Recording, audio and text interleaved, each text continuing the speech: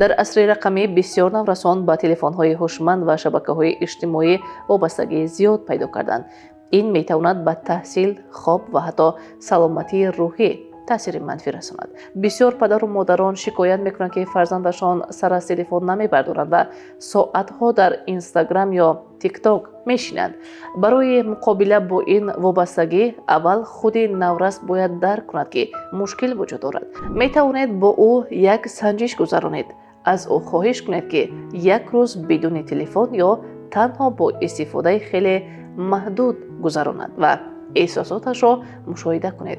агар ӯ безобита шавад ё надонад бо вақташ чӣ кор кунад, эҳтимолан аллакай вобастагие ҳаст.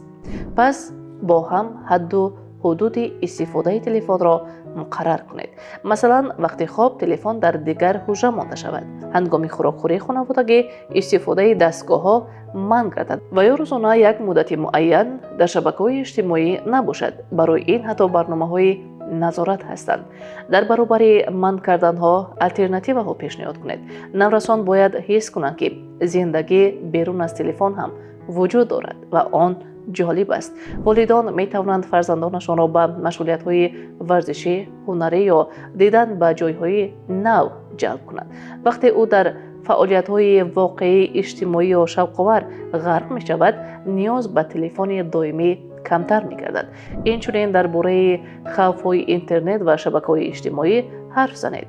бегонаҳои хатарнок, иттилооти бар дурӯғ, паст шудани худбаҳодиҳӣ аз қиёси бепоён бо дигарон ва ғайра. ҳадаф тарсондан нест, балки бохабар кардани наврас аст ки худ танзим бошад. бо ин роҳ оҳиста оҳиста ӯ истифодаи солими технологияро меомӯзад, ба ҷои он ки ғуломи экран шавад. оё шумо волидон ва устодони азиз ин таҷрибаҳоро анҷом додаед? лутфан назари хишро ба мо ирсол намоед. шарики барномаи мо ширкати Линдавид мебошад. Линдавид бо витамини Д, қатрае аз витамини офтоб.